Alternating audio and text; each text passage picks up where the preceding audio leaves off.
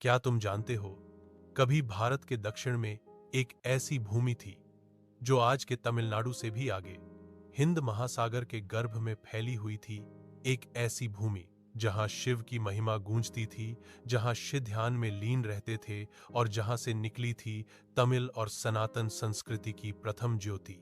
उस भूमि का नाम था कुमारी कंदम। हजारों वर्ष पहले, जब हिमालय पर बर्फ जमी भी नहीं थी, दक्षिण दिशा में एक विशाल भूमि थी, हरियाली, नदियों और दिव्यता से भरी। वहीं प्रकट हुए भगवान शिवादि योगी, जिन्होंने अपने शिष्य अगस्त्य को आदेश दिया, जाओ दक्षिण की ओर और ज्ञान का प्रकाश फैलाओ। वहीं से शुरू हुई तमिल सनातन परंपरा। कुमारी कंदम में लोग योग, ज्योतिष, वास्तु और ध्यान में निपुण थे। हर घर एक गुरुकुल था, हर नगर एक तीर्थ स्थान। भगवान शिव को यहां काडालोन कहा जाता था, समुद्रों के स्वामी। मां पार्वती को कुमारी अम्मान कहा गया, इसीलिए यह भूमि कुमारी कंदम कहलाई, देवी की भूमि।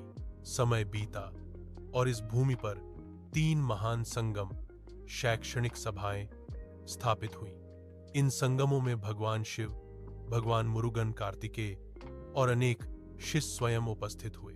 एकीर पहला संगम भगवान शिव के संरक्षण में हुआ। यहां से तमिल भाषा को देव भाषा की कन्या कहा गया। योग, ध्यान और धर्म के ग्रंथ रचे गए। दोहर दूसरा संगम, यहां पांड्य राजाओं ने धर्म के नियमों से राज्य चलाया। वेदों और तमिल साहित्य का संगम हुआ। वास्तुशास्त्र, आयुर्वेद और ज्योतिष का विस्तार इसी युग में हुआ। तीसरा संगम, जब कुमारी कंदम धीरे धीरे डूबने लगी, तब श्री अगस्त्य अपने शिष्यों के साथ उत्तर की ओर बढ़े। उन्होंने मदुरै में नया संगम बसाया। यहीं से आज के तमिलनाडु और भारतीय दक्षिण का इतिहास शुरू हुआ। कुमारी कंदम में धर्म कोई किताब नहीं था, वह जीवन का तरीका था। यहां शिव, पार्वती, गणेश, कार्तिकेय और सूर्यदेव की पूजा होती थी। नारी को देवी स्वरूपा माना जाता था और कहा जाता था, जहां स्त्री का सम्मान है वहीं देवता वास करते हैं। लोग सुबह अग्निहोत्र, दोपहर में ध्यान और रात को शिवस्तुति करते थे। यह समाज जाति पर नहीं, गुण पर आधारित था। हर व्यक्ति अपने कर्म से पूजनीय था। फिर एक समय आया जब पृथ्वी का संतुलन बदला। समुद्र ने धीरे धीरे अपनी सीमाएं लांघनी शुरू की। पहले नगर, फिर गांव, फिर पहाड़ सब जल में समा गए। महान शिव अपने ग्रंथों को लेकर उत्तर दिशा की ओर चले गए। कुछ हिमालय की ओर, कुछ कैलाश की ओर पहुंचे और वहीं से सनातन धर्म की जड़ें उत्तर भारत में फैल गईं। कुमारी कंडम डूब गया, लेकिन उसका ज्ञान, धर्म और संस्कृति आज भी जीवित है।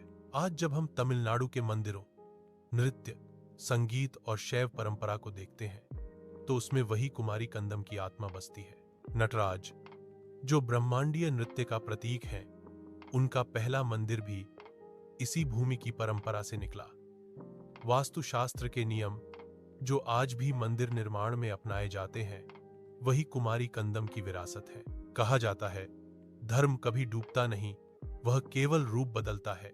और यही हुआ। कुमारी कंदम भले समुद्र में समा गया, पर उसकी आत्मा आज भी हर शिवालय, हर तमिल हृदय में जीवित है। तो अगली बार जब तुम दक्षिण भारत के किसी प्राचीन मंदिर में जाओ, शिवलिंग के सामने दीप जलाओ, तो याद रखना, वहीं कहीं समुद्र की गहराइयों में सोई हुई है तमिलों की पहली भूमि, कुमारी कंदम, जहां से शुरू हुई थी सनातन सभ्यता की दक्षिणी धारा।